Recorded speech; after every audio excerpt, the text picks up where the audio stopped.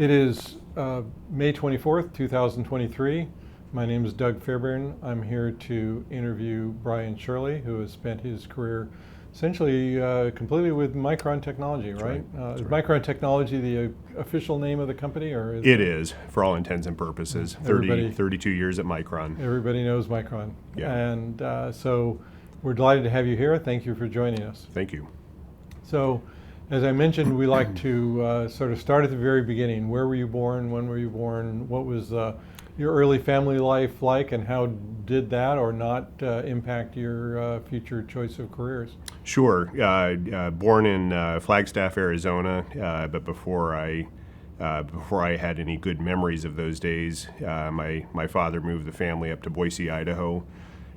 He had just finished his MBA and was hired by a large international construction outfit that was based in Boise called Morrison Knudsen. And Morrison Knudsen had been the builder of, going all the way back to the Hoover Dam and several big dams, power plants, everything from train lines to very, very big international construction projects. He was the first MBA with the company, so we moved up to Boise, and that's, for all intents and purposes, where I spent my growing up years. Boise is a little bit off the beaten path, part of what they call the flyover states. Very geographically isolated, but that's what I grew up with, what I knew. You can drive 300 miles in any direction and be out in the middle of nowhere, and so part of the Boise ethos, I think, was, hey, we're all in this together, and we have to do it ourselves, and a little bit isolated from the rest of the country.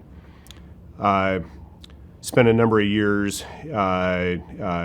obviously growing up as call it a standard Gen X child. I do remember one of my earliest memories of computers was my father taking me out to the Morrison Knudsen headquarters down into the basement and getting a chance to see some of the old original IBM mainframes and punch cards, and that made a huge impact on a 7 or 8 year old at the time, and remember that very, very well. So you were born in 1969, and any siblings? One sister. Grew up comfortably middle class. Was very, very comfortable upbringing, I'd say. It was the town was much smaller then than it is now, but a lot of growth at the time. A lot of folks coming into Boise, and a lot of memories just being out on riding bikes in subdivisions that were getting built, and finding our way down to the local Kmart to go stare at various computers that were coming up for sale. So did your father had an MBA? Did they have any technical leanings, or how did you find yourself steered in that direction?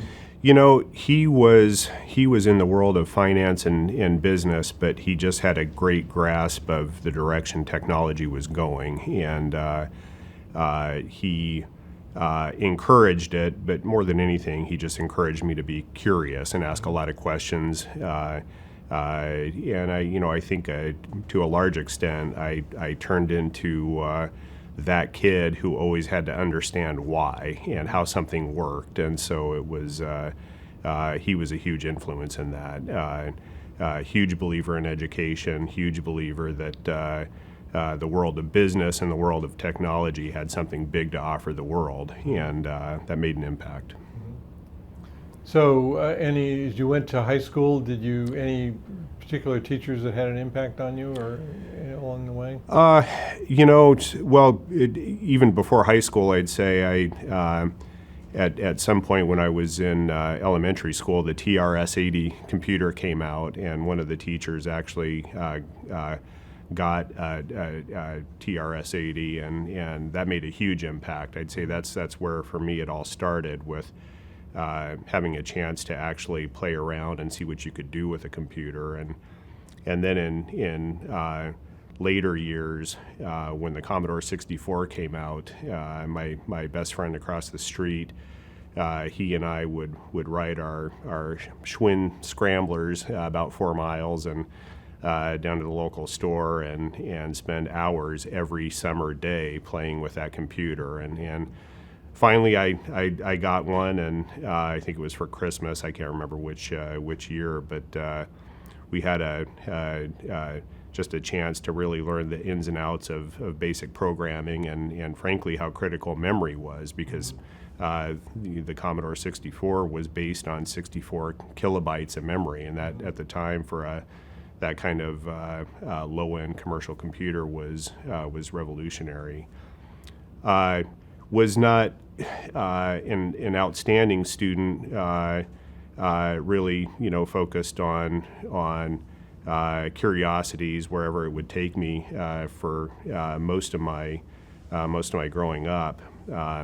But I was going back to in junior high and high school years back to New Jersey in the summertime, working for my grandfather, and who had been a chief petty officer back in World War II, and so those were some pretty tough days, and I learned the value of hard work, the work ethic, and what it meant to be working outside on very hot, humid New Jersey days.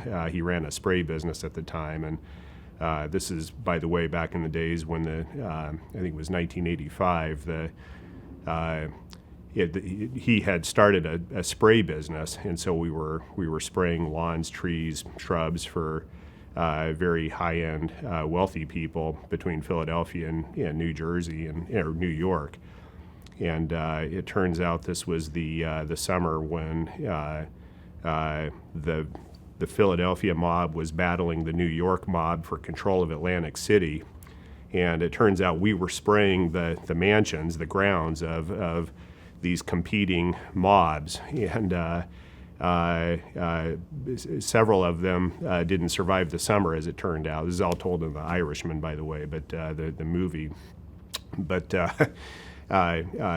very distinct memories of walking into these, the backyards of these gorgeous mansions with these spray guns that could reach up to the top of the trees to get all the, the insect problems taken care of. And of course, as a 14-year-old kid, not realizing that I'm walking back there with what looks like a gun and surprising the heck out of several mafia bodyguards. So that was a fairly vivid memory. And like I said, a lot of those folks didn't survive that summer. But high school, so were you actively aware of what was going on at the time? I mean, a bit. There was no internet back then.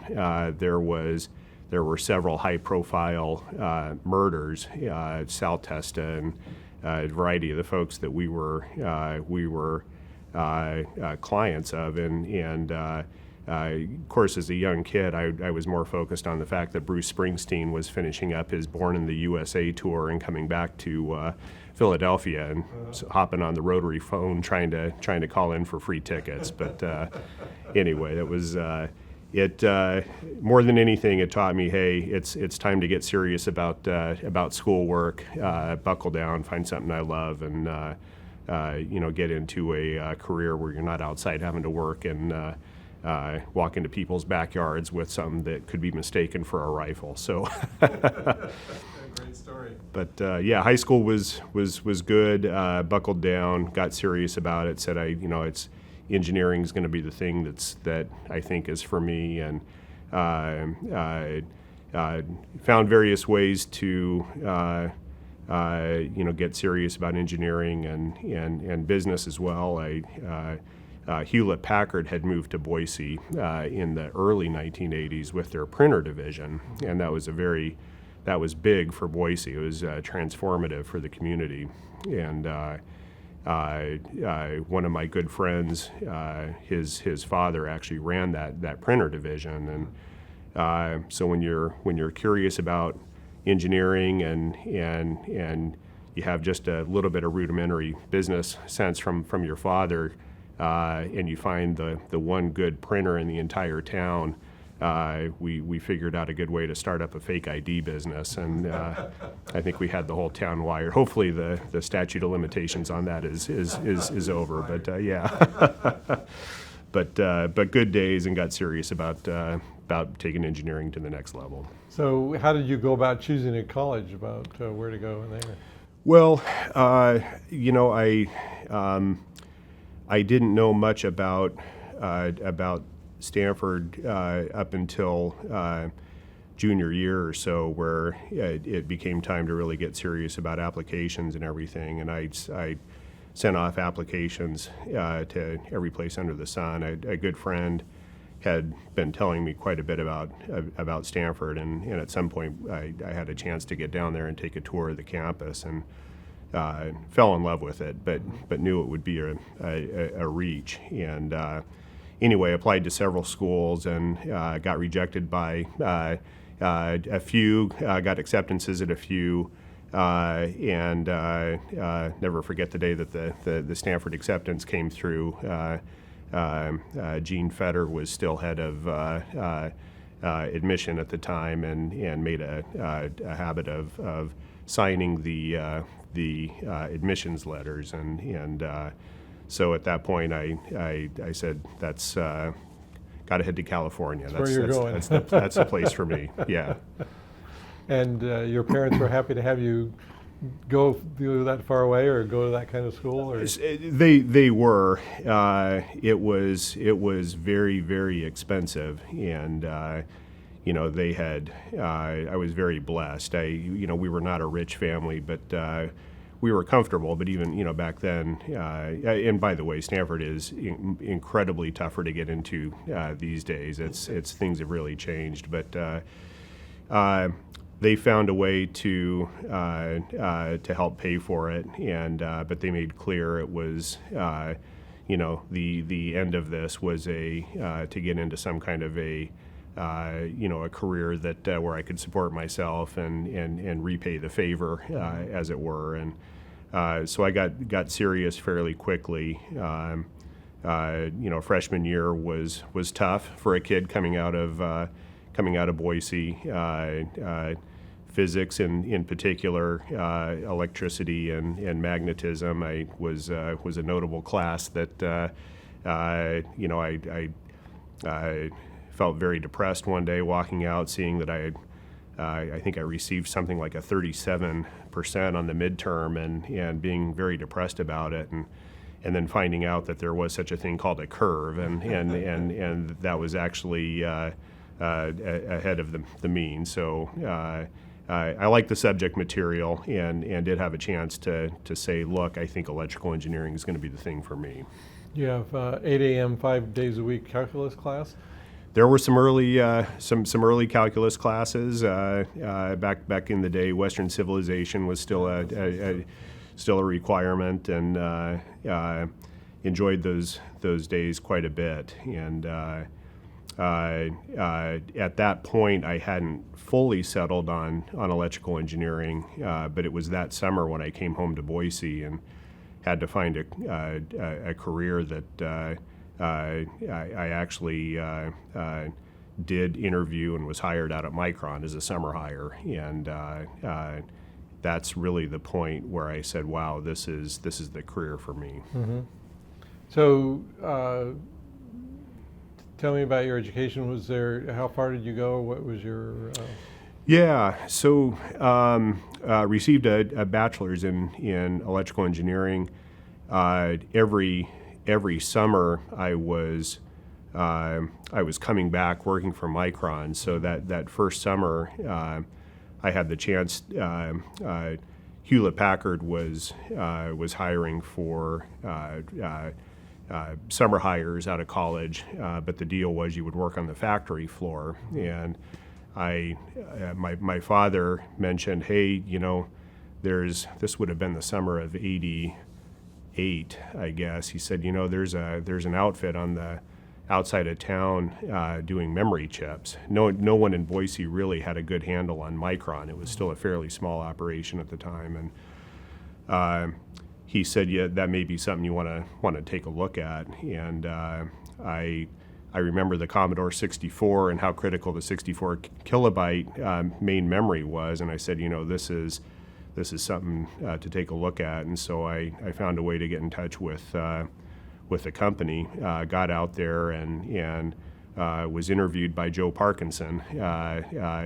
In those days, he was the CEO, and he still made a point of interviewing every single hire, which was a big deal. It's a lot of time, but he had keyed in that really understanding who was working for the company and what their motivations were, what their work ethic was like, was a very, very critical thing. And I interviewed with 3 separate departments. Again, I only had physics, electricity under my belt, no double E classes, but some rudimentary sense of capacitors and resistors, and interviewed through the IT group, through the process development group, and then through product engineering. And at the end of the day, toughest interview I've ever had before or since. He was a very, very tough interviewer, but he asked, which department would you like to work in? And I said, product engineering, this thing called design is something I'd really like to learn more about. And the rest was history. I was hooked. I still remember that summer working on the 64 kilobit chip, Micron's first chip. It was an NMOS design. Those were very, very difficult circuits. This was before the world of CMOS, and so every clock inverter, every new timing signal, you had to burn something like 15 to 16 transistors, a couple capacitors. There were boot nodes everywhere. It was a very, very difficult design. But I was hooked. Being a part of that team, and the sense that this was this operation. Already in those days, you could tell this was an operation that knew it had to be competitive and knew what it took to fight. They had been through some tough times already. Just the fact that Micron was still alive at that point was quite a miracle. But I was hooked. Came back every summer, several times over Christmas break. I'd be out there helping to plot check various designs. And as I would go back to school through sophomore year, junior year, and really getting into the meat of electrical engineering, I was the nerdy kid in class asking a lot of questions about what this meant to DRAMs, because it was something I could relate to. And Tyler Lowry, at the time the CTO of Micron, would get in touch with me. Again, this was before email, but we'd chat, and he'd ask me to go down to Stanford Research Institute and find the founder of field emission display technology, Cap Spint, who was doing some revolutionary work at the time, and it was something Micron was taking a look at. So I'd go and do some research over there for Tyler, try to make some additional money, and then through some pretty difficult days at Micron with some process issues that were still swirling around, I'd find myself talking to Professor Jim Plummer, quite a bit of time with Mark Horowitz as well, and trying to figure out ways to help the company at the same time, and really down to the weeds of real practical work trying to solve problems back in Idaho. Yeah, I was the junior in basic electronics class, asking some fairly intense questions about what implant doping profiles would do to leakage currents and this and that. But it helped to make it real, and I had considered staying around for a master's degree. As it turned out, I had a chance to take EE 216 from Professor Plummer, and then 316, which was advanced devices, and that was the master's level course. And I felt like that was about all I needed, and I was anxious to get back and start making some money. And likewise, through Professor Horowitz, had a chance to take EE 271, which was in essence really a fairly impactful course for quite a bit of Silicon Valley, I think, in terms of teaching them VLSI design. It was one of the first courses in the country that really formalized what VLSI design was all about. And I didn't have room in the schedule, but I was able to sneak in on occasion to EE 371, which was the master's level course. So eventually, for me, the master's made no sense. I was anxious to get back and start making some money and pay off, help to pay it forward, as it were, because it was a very, very expensive education. So then you moved back. So tell me, what was the state of Micron? How old was it at the time? How big was it? What was the? Yeah. You said it had already been through some trials and. Yeah, at the time. So this was the later 1980s, and I started in '88. I think the company was formally started. Joe and Ward had got together with the original design outfit. A lot of MOSTech names that were or history there. Roughly 1978, and then '82, I think, is when the company was formally incorporated. Did some very, very pioneering 64K DRAM designs, and this, a lot of these circuits go all the way back to Bob Probsting and Paul Schroeder, very impactful names in the world of DRAM memory. Ward knew how to make the smallest DRAM design out there, and the company did well in the early 1980s, but then things really got upside down when Japan came in to the DRAM industry in a big way, and this has been retold very well in Chip War and even Microcosm by George Gilder. Yeah. Japan, through a lot of state-sponsored aid, really turned into the DRAM industry, and so everyone got out of DRAM through some difficult years. Intel famously threw in the towel. MOSTech went out of business. Still a few other U.S. suppliers. IBM retreated to just doing DRAM for their own internal systems. Joe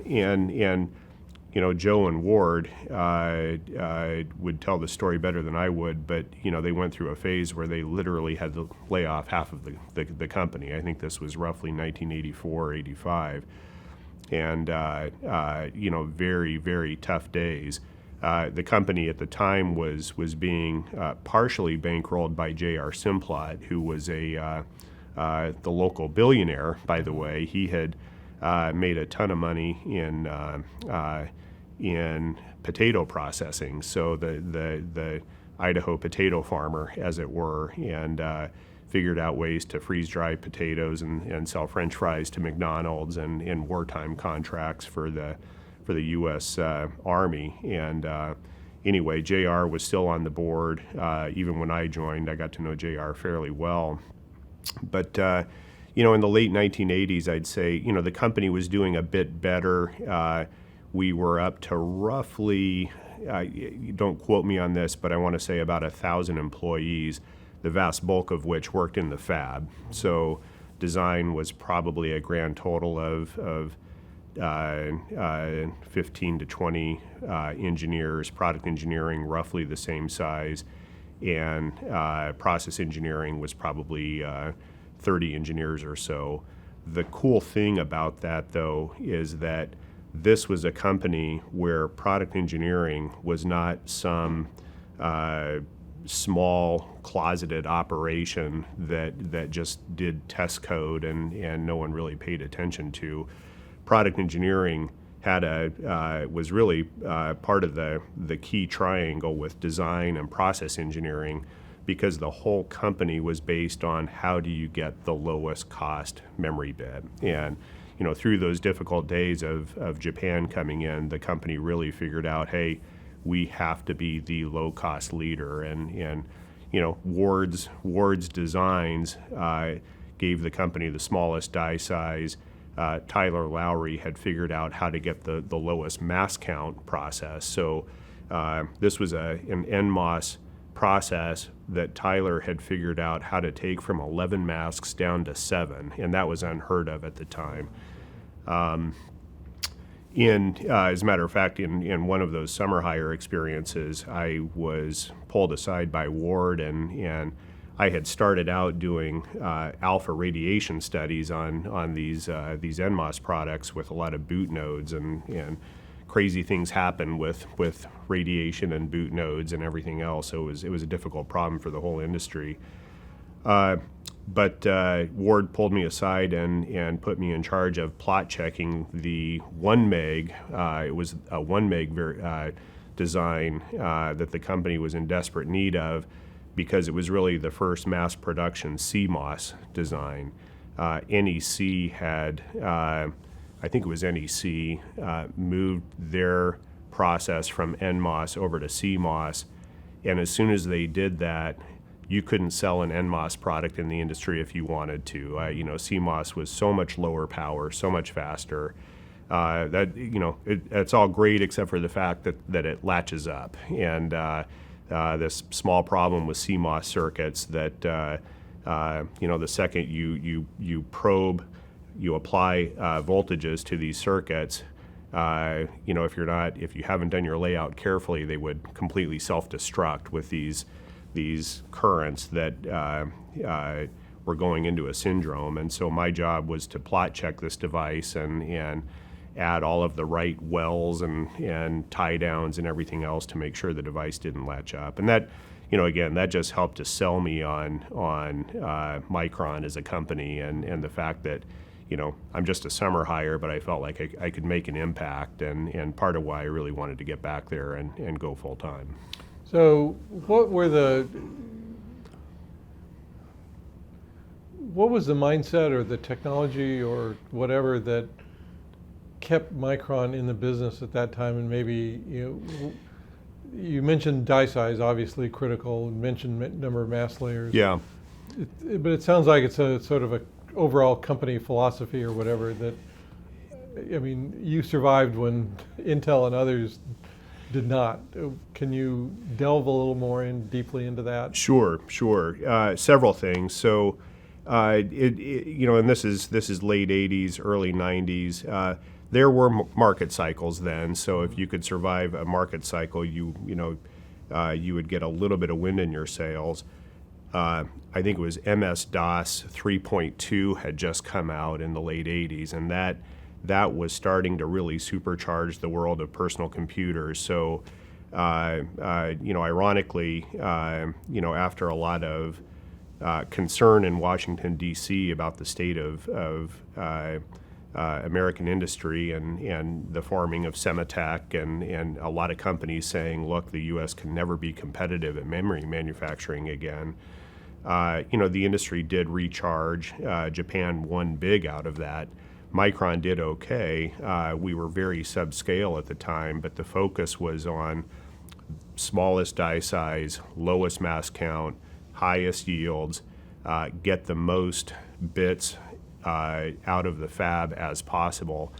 And one other key thing that I don't think was appreciated well at the time is that Micron, unlike just about every other memory manufacturer out there, decoupled the process from the actual design density.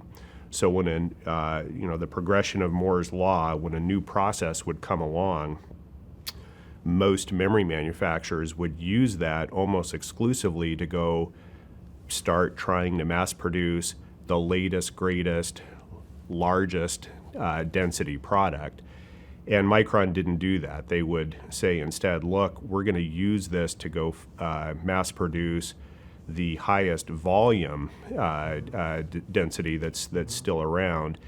And so you got to smaller die sizes, and you could really get the most output out of the fab. And through the 1980s, that helped save the company because there were still cycles, and and we found a few.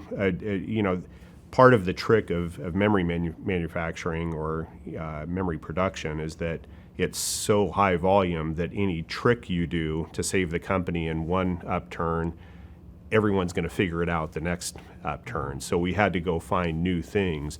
But really, at the time, and for most of my history, being lowest cost producer was everything. And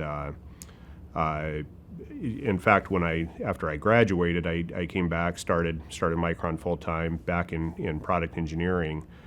That was invaluable education. Not long after that, I moved to design, but the education you would get in product engineering, trying to fix design problems, was the best education in the world for a designer. And designs always look good on paper. It's what happens when you start manufacturing, thousands of wafers a week that you really figure out what the big issues are.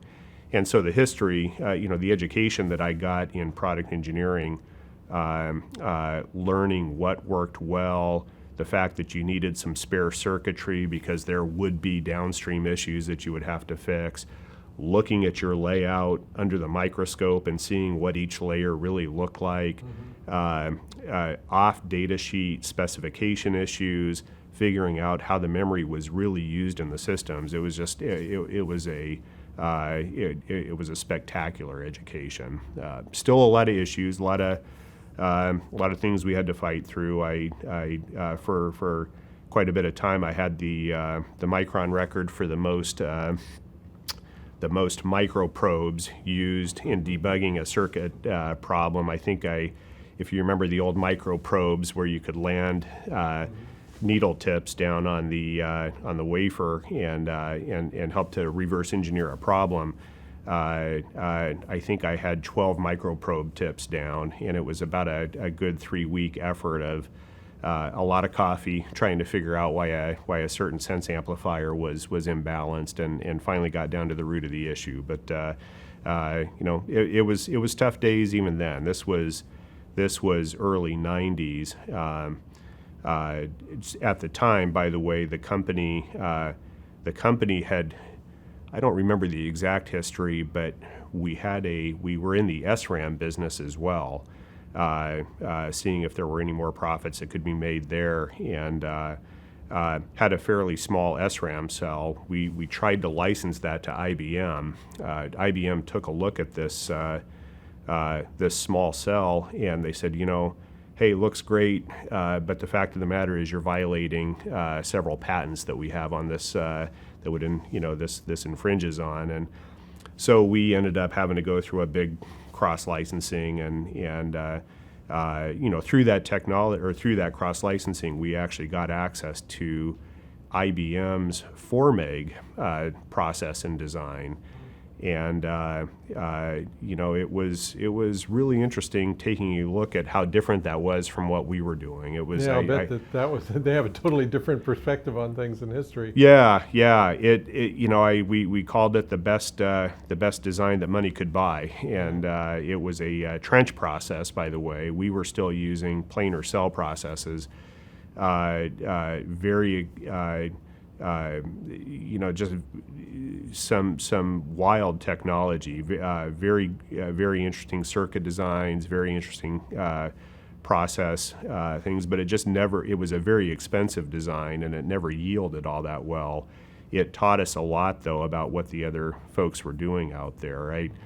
Tyler Lowry, by the way, IBM, with that trench design, had pioneered CMP technology, chemical mechanical polishing of wafers, and Tyler figured out a way to apply that to stack cells, which transformed the industry. And ultimately, Micron was forced to choose between stack and trench cell. It was a very, very critical decision in the world of memory, and we chose to go stack, and that was about one of the toughest decisions I remember. This was probably mid-90s or so.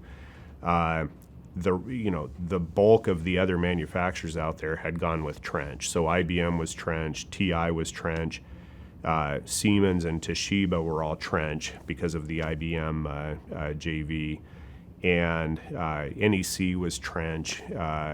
I think Samsung and it would have been LG and Lucky Gold Star and Hyundai at the time had gone with stack cell, and maybe Hitachi, and we ended up going with stack. And at the end of the day, stack is the only thing that won.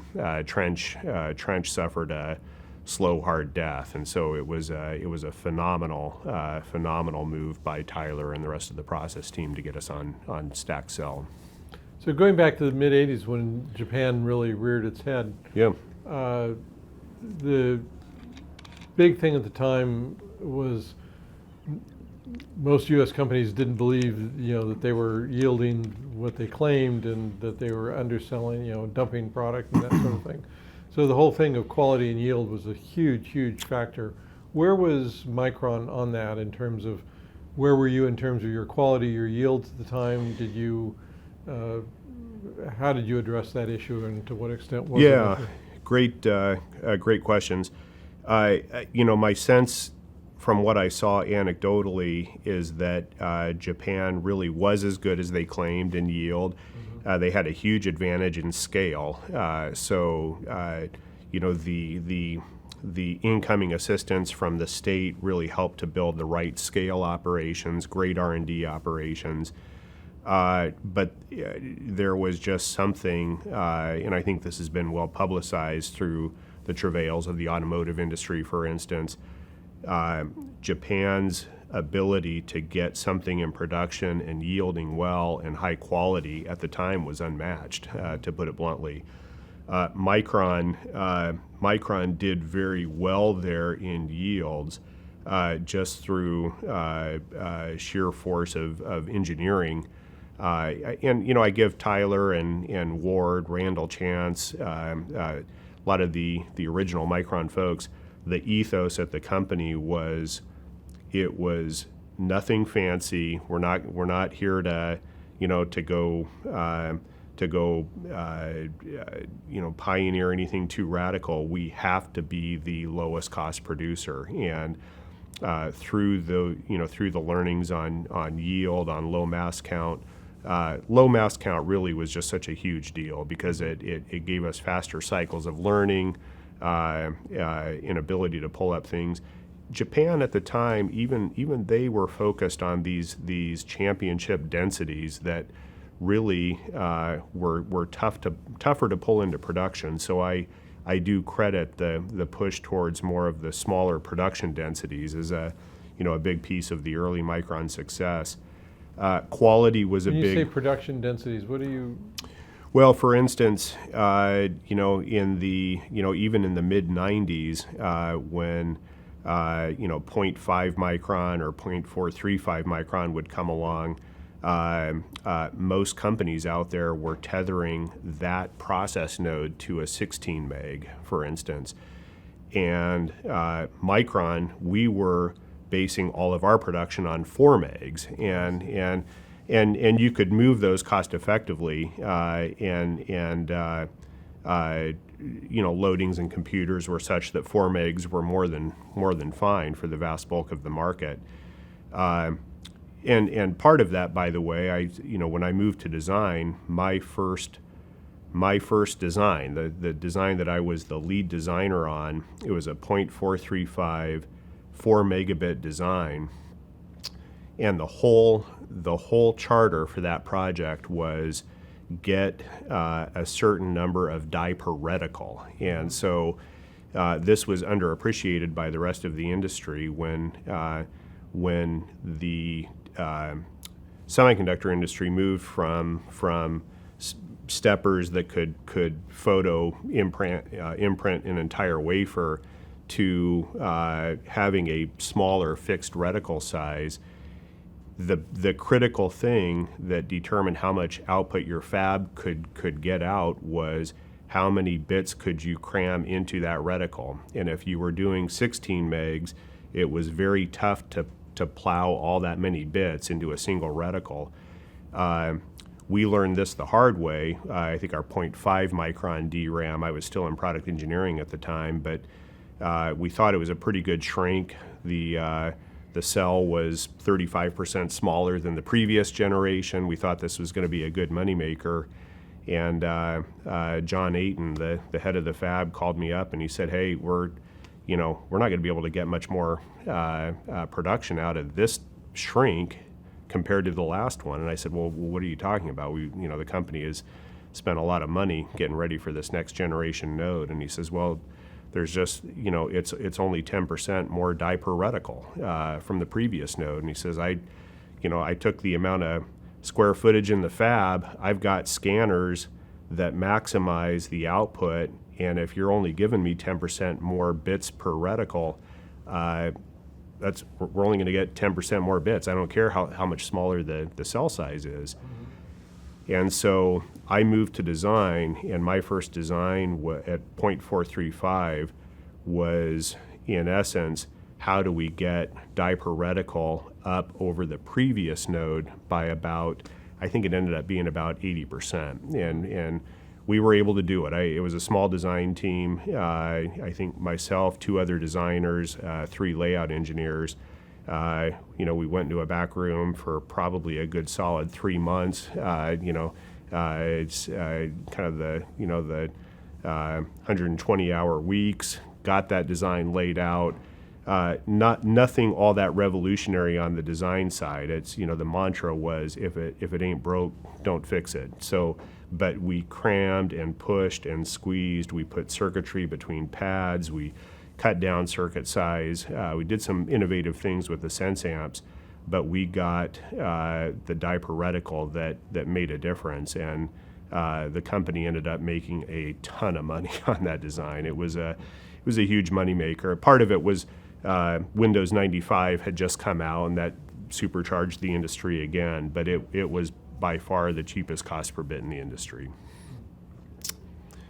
So, and by the way, we rode that wave for a few more generations. So Tyler, Mark Durkin in process development, Chuck Dennison.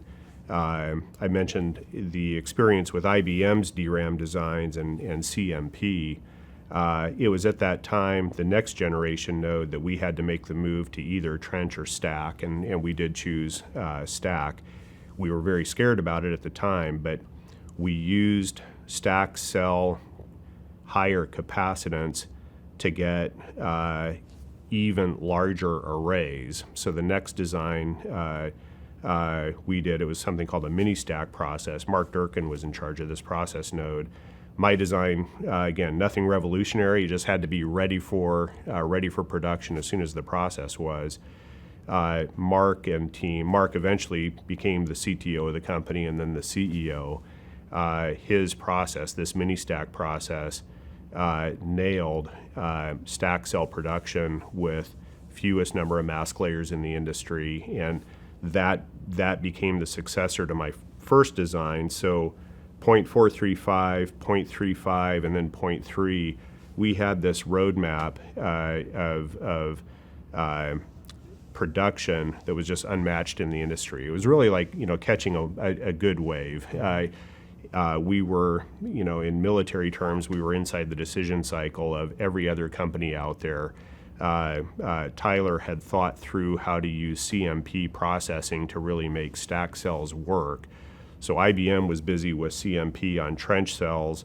We were using CMP for stack cells, and we just piled up so much cash. I think we had 7 or 8 quarters with the gross margins of the company north of 65%, which for the DRAM business, for the DRAM business was unheard of. And things were, it was just fun.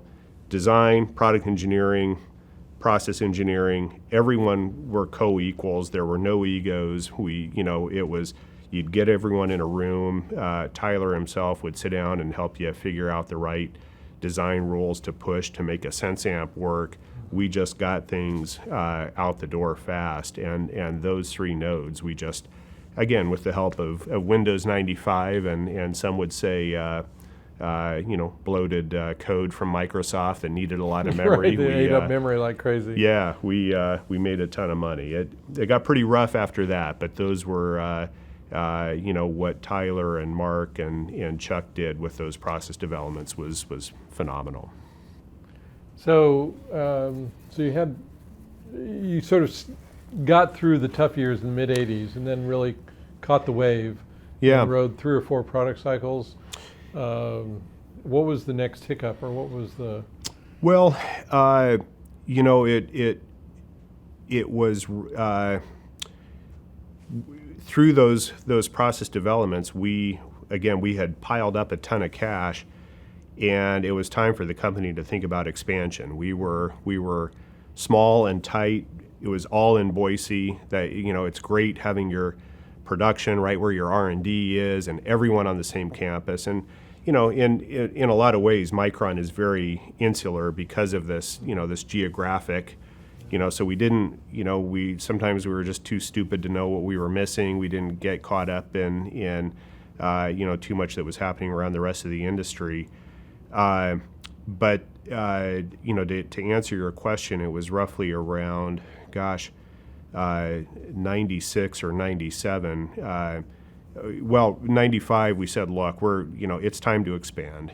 We need to get something outside of Boise just for risk management reasons, if nothing else. And you know, at the time, the company, you know, Boise was 100,000 people, and Micron was employing, you know, several thousand. And so it was an unhealthy reliance in the economy on just Micron. So we decided to start a fab in Lehi, Utah, and this was going to be the start of 300 millimeter production for us. And you know, already there were glimmers that 300 millimeter would be critical out at someday. We had taken some of this cash, and we upgraded our existing Boise facilities from 6-inch to 8-inch. And Ken Smith had done some very innovative stuff where we took all of the what you would call kind of the dirty parts of the process, the CMP steps, the implant steps, moved them into a separate operation so that the really clean steps like photo didn't have to contend with those particulates. So we were good, but we started expanding in Lehi, Utah. And this was a big fab. We were going for scale. Scale was critical, and this fab had to be ready for 300 millimeter at some point. So we were spending hundreds of billions of dollars a quarter trying to get this fab built. And the market started to turn, and we could feel it turning. And so we made the decision to try to go even faster. And so we had everyone working. You know, it was construction 24 hours a day, a massive project in Lehi, Utah. I still remember, though, this downturn. Prices were going down, and you know, we were getting worried about things. We thought we were okay, though. Intel was a big customer at the time. They were buying DRAM to place on their motherboards. They were out of the DRAM business at this time, but most DRAM was still mounted directly on motherboards, and in Intel, that was a pretty big business for them. And I'll never forget, I think it was in 97, they called up and they said, not only do we not want this week's shipment of DRAM, we're going to send back to you the last 3 months' shipments of DRAM, which we haven't paid for yet, and so we're allowed to do that. And you know, the bottom just dropped out of the market. It was killer. And at the time, you know, the company, again, we were doing okay on production costs in Boise, but we had no 300 millimeter, and all of the company's cash was tied up in Lehi, Utah. So all of the goodness of those, of those successive generations was sitting in an empty shell in Lehi. So that, and by the, Tyler had left at that point. Mark Durkin became our CTO. Tyler and Steve Appleton had a bit of a run in, and so, from the engineering side of the company, there was a lot of angst because the CTO was gone, and we were heading into quite a downturn. But we watched cash. The company had essentially no debt at the time. Joe Parkinson's mantra had always been, for a construction company, we are going to avoid debt like the plague. So we did okay. We got through. And then eventually in 1998, we had the opportunity to do the first of our large acquisitions, which was the memory business of Texas Instruments, and that really helped to right the ship for some period of time. So we made it through that downturn okay. What about the Lehigh fab?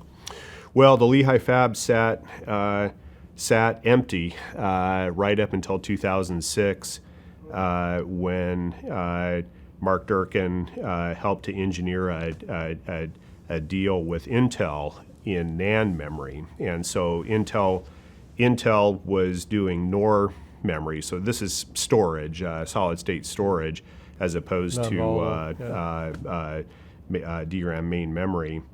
And we were looking at NAND. It was clear that NAND was a big thing. Toshiba and Samsung had done had started off NAND memory, and it was clear it was growing like a weed. And so at the time in 2006, we got into a JV. Intel submitted put in a lot of cash into the detail. We put in a lot of good technology. Both sides put in technology. And we were able to start up Lehigh, Utah as a JV doing NAND production. So, all right, so you managed to survive from the mid-1990s through the mid-2000s without an additional fab, or where did you? Boy, these were tough years. I was running design at the time, and there were some upturns and several downturns. In 1998, I believe it was, maybe late 97, things got so ugly in the industry that most of Japan was struggling at that point. So there was a lot of consolidation in Japan. The South Korean companies, Samsung and what became Hynix eventually, in 1997, don't quote me on the exact timing, but I believe Hyundai, which had turned into Hynix, merged with Lucky Gold Star, which was LG, and that became Hynix. And this was the 1997 Asian debt crisis, and so part of this was the DRAM industry, but part of it was just struggles across the macro economy. It was clear that there was carnage everywhere, and Texas Instruments wanted out of the business, out of the memory business, and Rich Templeton, who was CEO at the time. Well, no, I'm sorry, he was number 2 at Intel at the time under Tom Ingibus. Called up Steve Appleton. Number 2 at TI. At TI. He called up Steve Appleton and said, hey, this memory business is not for us. We have this thing going in digital signal processors. We think this is going to make a ton of money. Would you like to buy our memory operation from us? And that sounded great, except for the fact that we had no cash. And it was a very transformative deal. And I'm not sure Steve wanted to do it. And so in some senses, it actually turned into the perfect negotiation just because we really could have walked away from that whole deal. There was a lot of concern that, these were 200, TI had a set of 200 millimeter fabs all over the world. And these had been structured fairly well using subsidies from various countries, such as Singapore, one in Japan, one in Italy, and TI had been on trench cell and a lot of good engineering, but again, I think they started to struggle with trench, and they started to struggle with at various points with some of the other issues we mentioned, and just in yield and cost per bit.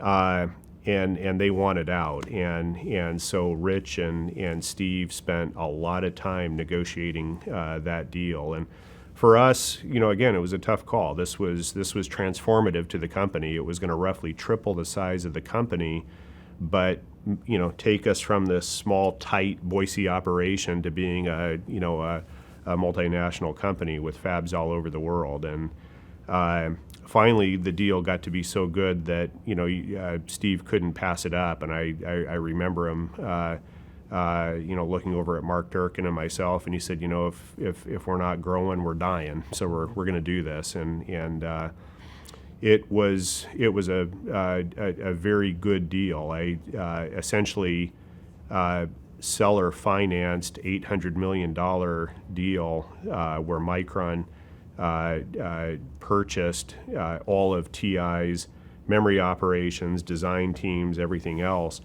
in exchange for convertible debt, and because we just didn't have the cash.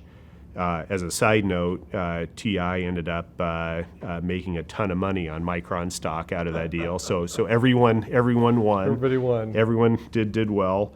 A huge piece of that deal, by the way, is that we received a 10-year royalty-free license to all of TI's memory patents. And back in the day, TI, they had. oh boy, their patent portfolio was they were coming after everybody. ferocious. And so that may have been a huge piece of that deal. It was still tricky for us because the supply and demand really hadn't quite reconciled yet in '99, and we were busy trying to put stack cell processes over into these fabs and everything else, and I was trying to get my feet underneath me running design teams in various cities and Dallas and teams all over the world. We had a team in Japan. Various other things happening in the DRAM industry. This is when Rambus DRAM came along. I had spent some time with Professor Horowitz back on the original Rambus.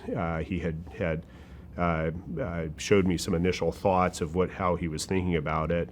This ended up being a pretty big battle in the industry: Rambus DRAM versus DDR.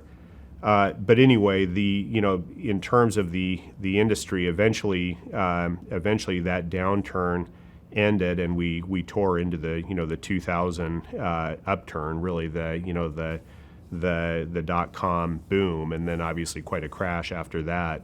But for a few years, we were focused on 200 millimeter and how we got these fabs getting the kind of output we needed.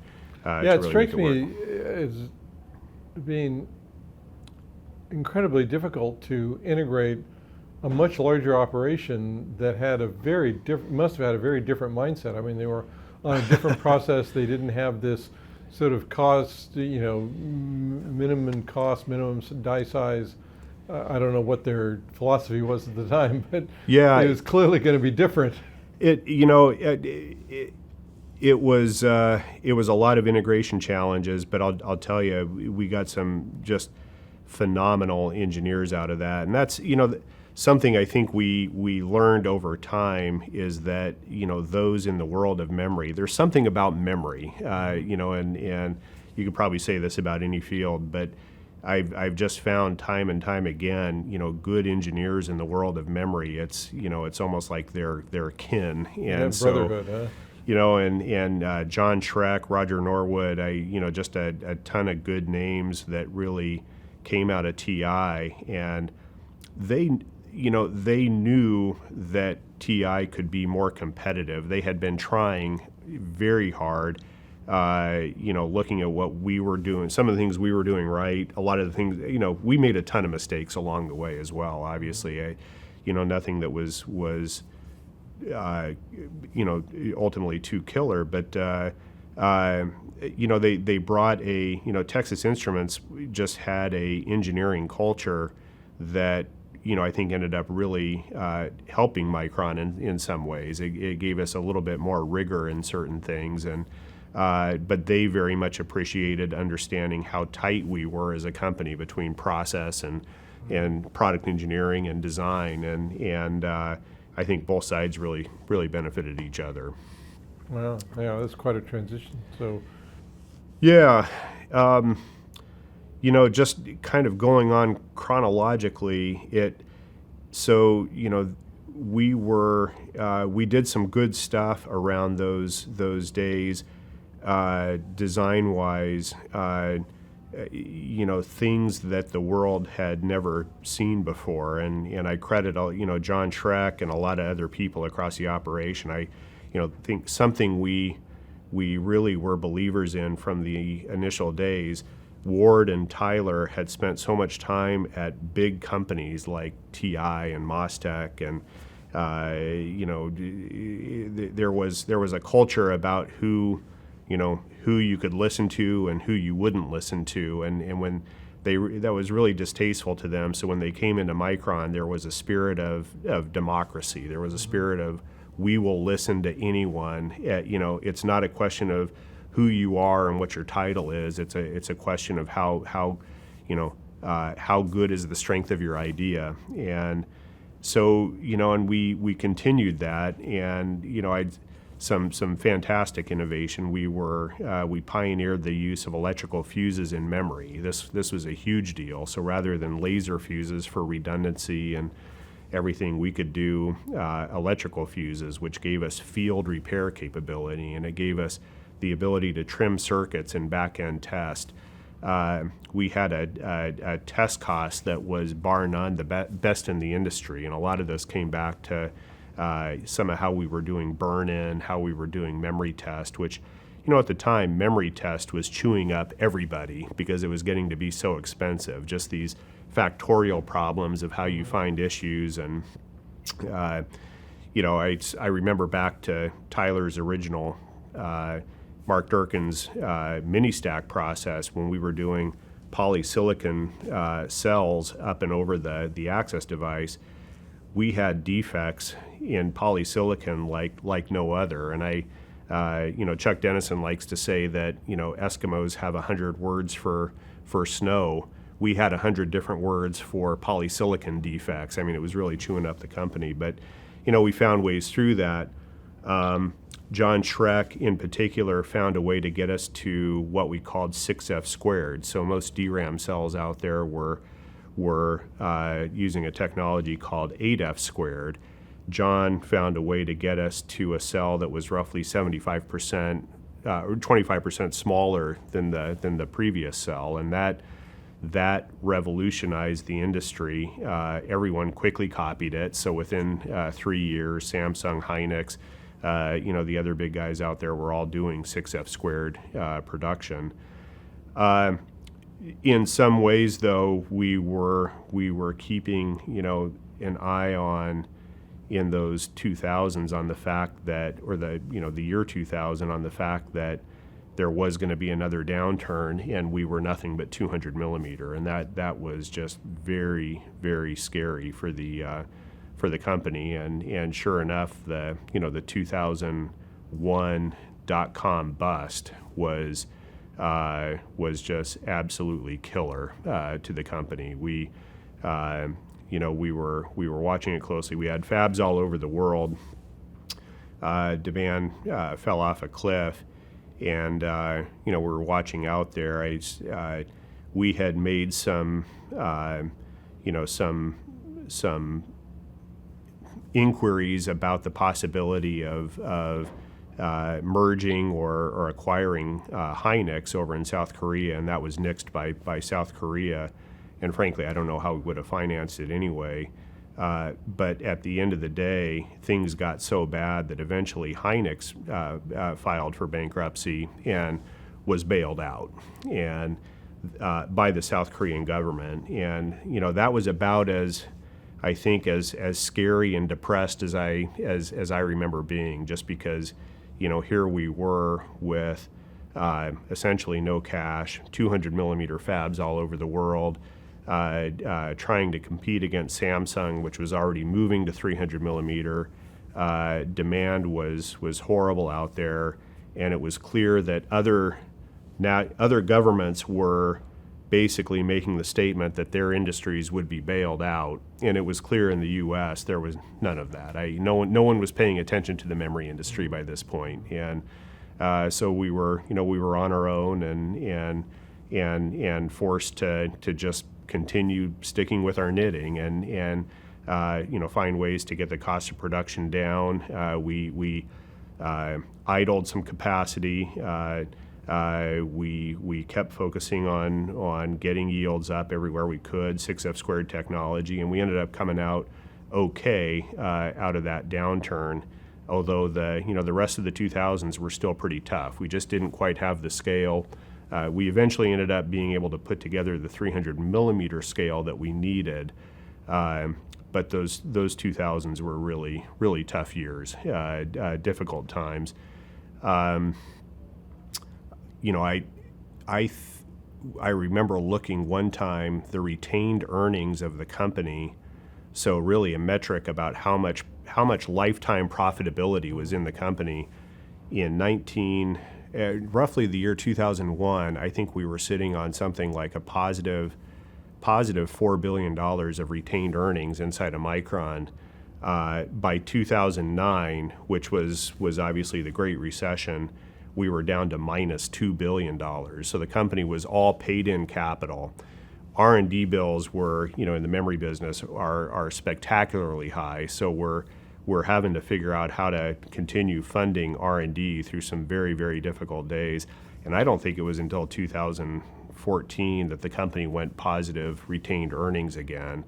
And that was after the Elpida acquisition, and things really, we finally got the scale and the R&D capacity that we needed. So let's go back. When did you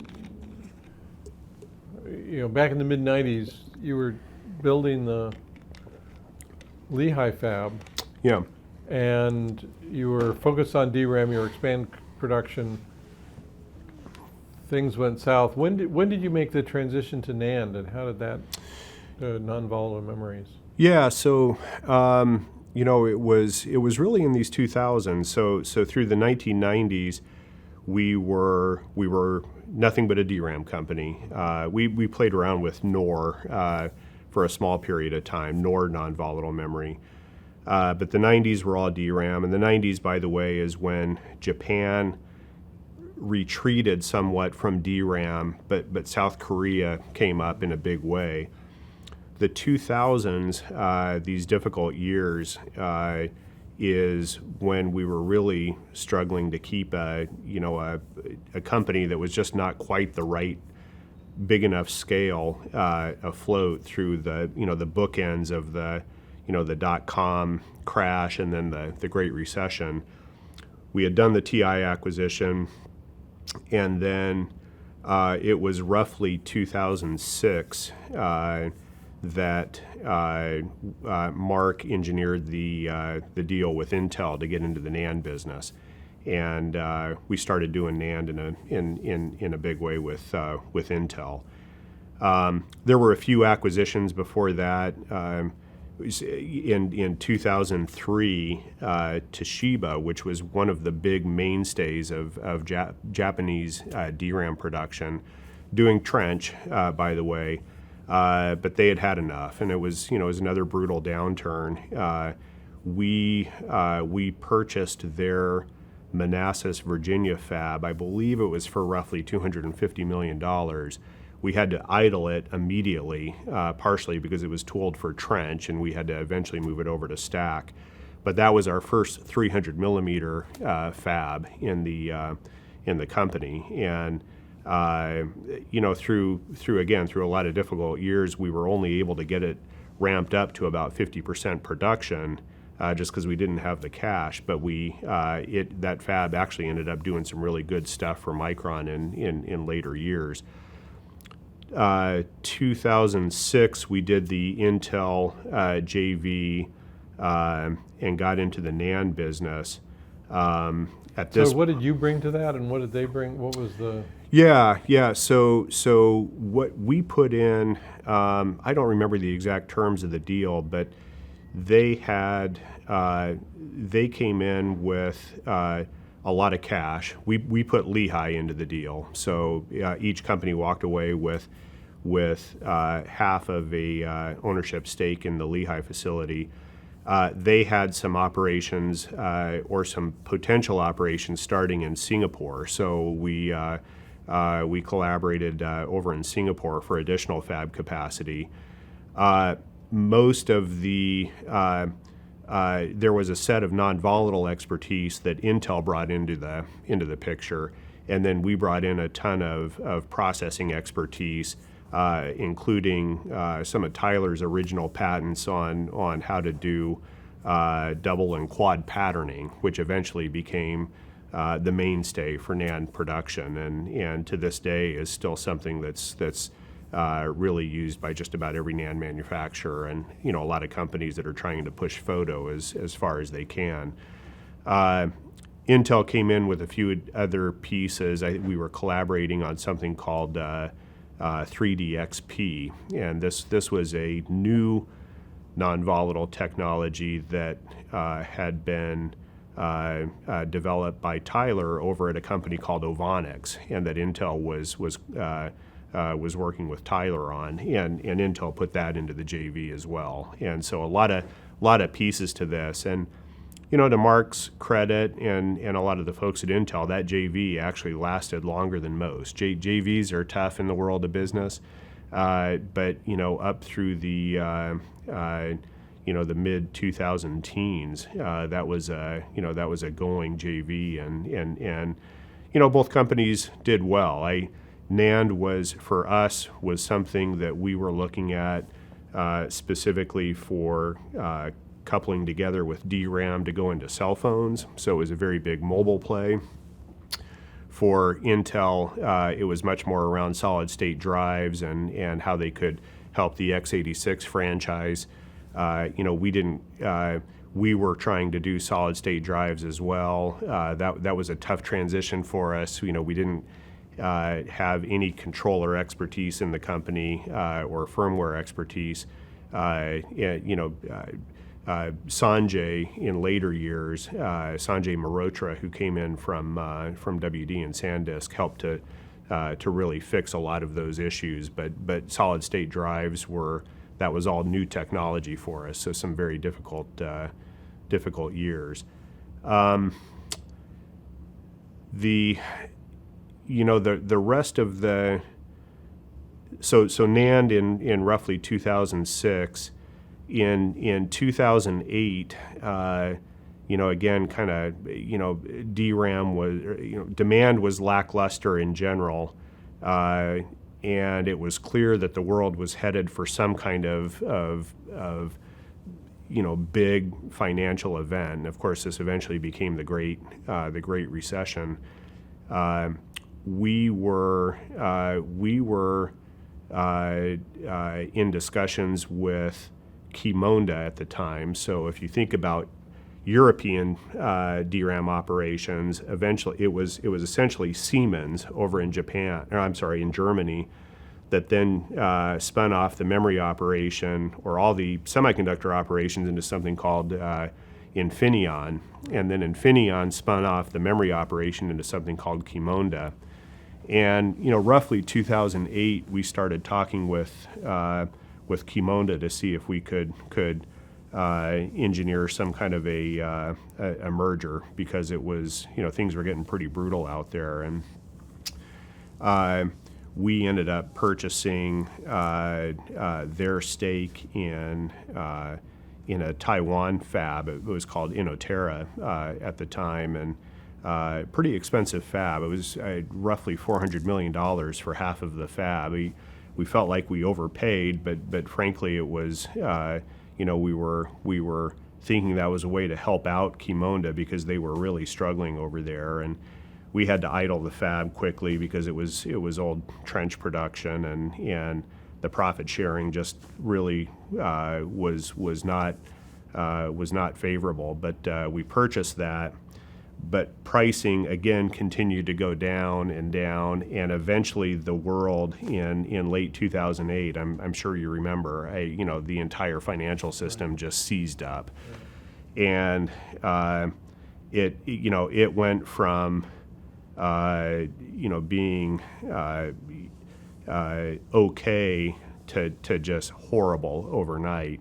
And that was probably as close as Micron came to having to cash it in again, that downturn. Ron Foster at the time remembers well. We thought we were doing okay on cash. We had a little bit of cash. The company was still operating cash flow positive. We just weren't able to invest in any new things. But in December of 2008, a Japanese consortium of banks that we had taken out loans from for this fab in Japan called their loans. And all of a sudden, we had to come up with $90 million, and we just didn't have it. And what Ron ended up having to do, thank gosh for bankers that are allies. Morgan Stanley ended up doing some good stuff for us that got us through those difficult times with some convertible debt. By the way, that debt converted, and the owners made a ton of money on Micron stock. There's a pattern here you can see coming. But in April of 2009, so in the year 2000, Micron stock in the middle of the .com upturn, we were trading for something like $97 per share. April of 2009, we were at $1.60, and I remember standing in front of my all team member meeting, and you're talking to people that whose entire retirement savings have been predicated on Micron stock, and you try to come up with answers, and you just look. All we can do is focus on what we can control, and Steve Appleton was a master at that. I give Steve, who was the CEO at the time, just a ton of credit. He was masterful when these downturns, well before the bottom of the downturn, Steve would see it coming. He had worked at Micron since 1984, had been part of the founding days. He would take his own salary to zero, as before anybody else, and I think through most of the 2000s he made no cash. It was basically his way of saying, look, I'm here with the rest of you, and before we do anything else, I'm going to take the hit, and that made a statement to a lot of folks, and and by the way, back in those days, we were still trying to hire engineers in Boise through a lot of the 2000s. It's tough. In those days, it was tough to get people up to Boise. Mm-hmm. Once you got them there, they never left. Right. That was that was one of the big advantages. The turnover there was much lower. Very small turnover, and so we did well in that sense. Anyway, April 2009, stock at $1.60, and through Ron's help, through Steve and Mark Durkin's navigation, the company made it through, and DRAM demand took off, and I think within 3 months, stock was back up to $6, which doesn't sound like much today, but relative to the low, it was up 400%. So tough days for everyone, and that. Qimonda didn't survive those days. At that point, it was really down to Samsung, Hynix, Micron, and then a company by the name of Elpida over in Japan, which was all of the old Japan DRAM operations put together. Hitachi, Fujitsu, NEC, Matsushita, Mitsubishi, et cetera, was part of Elpida. And as a matter of fact, it wasn't long after that. So, 2010, we had a bit of an upturn. Steve was really tired out at that point. I think he was. Takes it out of you, yeah. Yeah, and through those years, I remember sitting in board of directors meetings in 2008 and 2009, and the board of directors would they'd ask us, so look, maybe it's time to get out of this whole thing called memory. And, for us, that was like, telling United Airlines, maybe it's time to get out of this whole airline business or something, there wasn't anything what else. What else do you Steve had been trying to build a business in imagers, which turned into Aptina Memory, which eventually was purchased by ON.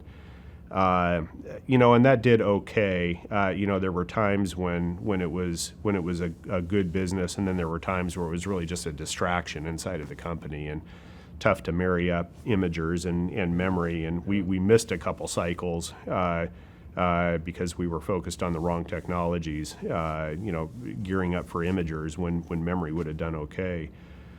But 2010 was a good year.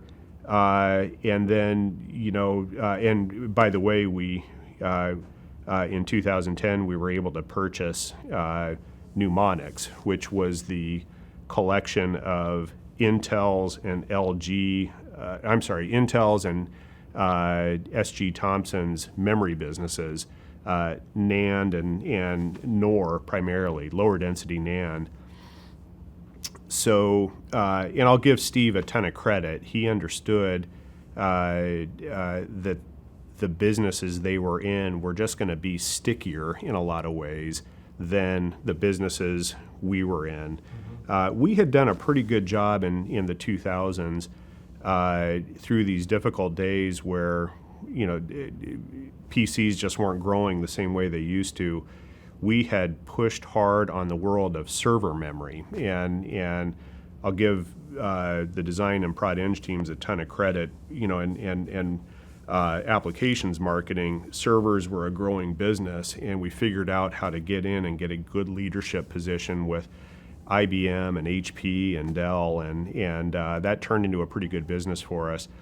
And then networking memory, in particular, turned into a very good business, and I credit networking memory. We had some product lines that even in the depths of the downturn were still 70% profit margin kind of businesses. They weren't large businesses, but we were sole sourced out to the networking companies, the Cisco's, Ericsson's, Junipers of the world, and that helped us weather the 2009 downturn. But 2010 we purchased Ovonics, got that merged into the company. Things started to go south again, but we were doing okay.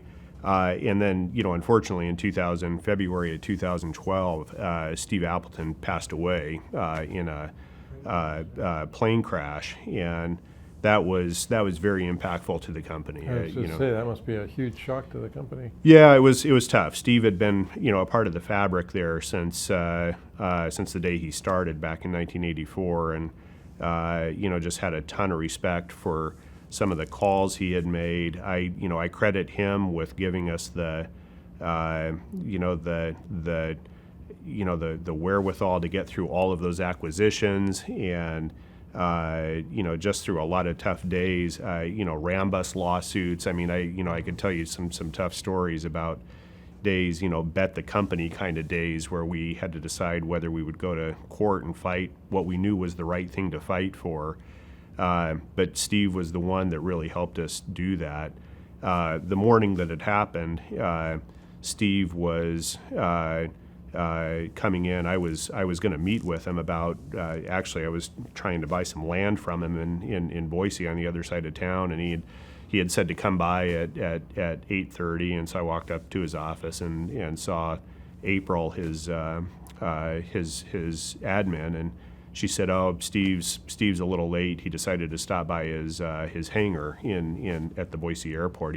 He's going to take out his experimental aircraft. It was called a Lancer aircraft for the first time that morning." And she said, "Why don't you come back up about 10 a.m. or so?" And so I went back to my office and which looked out towards the Boise airport. And about 45 minutes later, April called up, and she was crying, and she said, "Boy, there's reports that there's been a plane crash out there of a single engine aircraft," and of course it was Steve. And so Mark Durkin took over the company, and did a fantastic job, stepping into some big shoes to fill. But thank gosh for Mark, because it gave us a chance to really rally around somebody else that knew the company inside and out and knew the technology and knew the value of production and everything else. But Steve is still missed. He was very, very important, impactful to the company. So throughout all these acquisitions, you were running engineering operations throughout that period, right? Yeah. Became a VP of the company roughly 2006, and prior to that had been running the DRAM design group, and then 2006 started running all the business units in the company and engineering, which was really the DRAM and non-volatile design teams as opposed to the process development teams. That was all under Mark at the time, Mark Durkin. And my focus was on the getting products out, making sure that we understood the businesses, trying to look for the value-added businesses, putting some stickiness out in the market.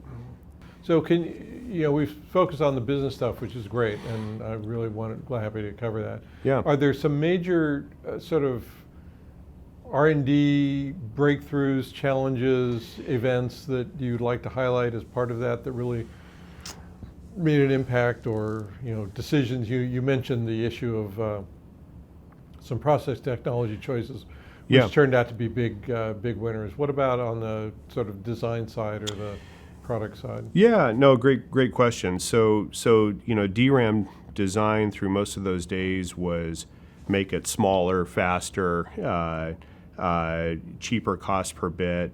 A lot of innovations that we did, and I'll credit a ton of teams across product engineering and design. My job was at certain points was to come up with those ideas. So I've got 82 patents, a number of which are still used today. At the time, the world was figuring out how to do sense amps and arrays better, how to get to CMOS, how to make the designs lower power, higher performance. But again, we didn't focus so much on where the idea came from. We focused on could this make an impact in production. So first to electrical fuses, lowest test cost in the business. We were first to using something called Fuse ID, which was a very innovative way of being able to know exactly which wafer, location, all of the test information, fabrication information of any die that came back to us. And that made it infinitely easier to tell if there was a quality issue out in the field, because there's always challenges out there. You're never going to be perfect. Networking companies in particular, these are companies that would go and put 1,000 memory chips on soldered down onto one board for high-end networking. And boy, you better have low DPM quality figures for that kind of business. So, and you're going to have challenges on occasion. There's no doubt about it. How you react as a company through those kinds of challenges determines ultimately how good you are. And, ultimately a lot of that business turned into sole source business for us, where these companies were comfortable enough buying from only Micron, even after, a quality issue or whatever. Sometimes it was because Samsung, who was making a ton of memory, much larger than we were, was also in the business of doing their own cell phones or their own networking gear or whatever else. And, Samsung at the time had a little bit of history of leaving some companies high and dry where, if their cell phone business took off, they would use their own memory. So that was a net advantage for us. But to answer your question, most of my focus at the time was on technology in the sense amps and the row drivers and how we could keep things lowest cost per bit. So Micron was, we stayed with single metal. We had one routing layer all the way through 16 megabit generation. Most other companies had moved to double layer metal or triple layer metal, even starting at 1 meg. We stuck with single level metal through most of 16 meg, and that was unheard of at Yeah, the time. that's remarkable. So it's and how you had to do power delivery, how you had to do routing through the arrays, how you got everything timed up. That's really where the bulk of my focus was. So you sort of were describing things through 2010. I mean, sort of what was the 10 to 20? What were sort of the major? Sure. The biggie. Steve passed away in February 2012. Later that year, under Mark Durkin, the last big acquisition happened, which was Micron went into talks with Elpida Memory in Japan, and Mark drove a fantastic deal. It was expensive. We took on some debt, which we didn't want to do, but it was a $2.5 billion deal, roughly another $500 million to purchase something called Rex Chip over in Taiwan that Elpida had been involved in. So roughly $3 billion of debt, but this was finally the DRAM capacity as well as the additional R&D space we needed to really be at scale in both DRAM and NAND, as well as to have all of the research and development we needed to do both NAND and DRAM well. So that was transformative. And by 2014 or 15, the company was in good shape, and we were finally over the scale cliff. We were finally on at a good leadership in both technologies. Still had some challenges in certain product lines. Solid state drives still were not easy, but by 2017, 18, 19, the company was doing very, very well financially, and credit to Sanjay Mehrotra, who came in. Mark retired roughly 2016. Sanjay and Manish Bhatia came in. Sumit Sadana gave a great transition and really know the memory business well and have kept that going admirably, and they're doing some fantastic stuff. Scott DeBoer, the CTO, he is leading the industry now, both in DRAM and NAND process geometries. The companies, there's some geopolitical challenges out there. Obviously, a lot happening with China. I retired in 2019 on good terms. I still talk with Sanjay, Scott, Manish quite often. But it was time for me, after 32 years in the memory business, to find something different. Started helping out the CHIPS office. Saw a little bit of a front row seat to the start of the discussions around the CHIPS bill, which went all the way back to 2019, some discussions inside of the Defense Department, and seeing it started up in defense, moved over to commerce, but tried to help out there with some perspective about what it takes to be successful in the world of memory, and some of the things that we learned in Asia, some of the things that are critical to memory operations. It is as tough and competitive as a business as you'll ever find. I just feel blessed to have had a front row seat through those years with just some massive geopolitical business challenges, the shifts, and I'll just say I was blessed to be under the leadership of Joe and Ward Parkinson, Steve Appleton, Mark Durkin, Sanjay Mehrotra. Every one of these CEOs really focused on what does it take to be a long-term leader in this business, and through all those those crazy cyclical years that I mentioned, the one thing the company never lost sight of is protect the core, invest in core research and development. Without that, you're dead, and thank gosh we did that. The company had no safety net, and there was no one ready to come right in to save Micron. And we made a lot of mistakes. I will say, without a safety net, we were forced to be nimble. We were forced to acknowledge our mistakes and get them fixed. If we had a chance to do certain things a different way, there's hundreds of them we would have done. but ultimately the company was pretty good at, with no safety net, rallying up what had to happen to save the company, and proud to see it thriving today. Well, as I listened, I've always been fascinated by the success of Micron, in spite of everything, in the toughest of all businesses, often the Netherlands, and it's like, how did they pull this off? And it's really been insightful in terms of some of the core values, focusing on the lowest cost per bit, keeping cost. The fact that you had no safety net. I mean, there were plenty of chances to bail out and go somewhere else, as other companies did. They just said, well, the other things are better. You had no better, so you just had to make this work. Mind your knitting and keep at it. And then some incredible leadership. People like yourself, people like the CEOs you've named, and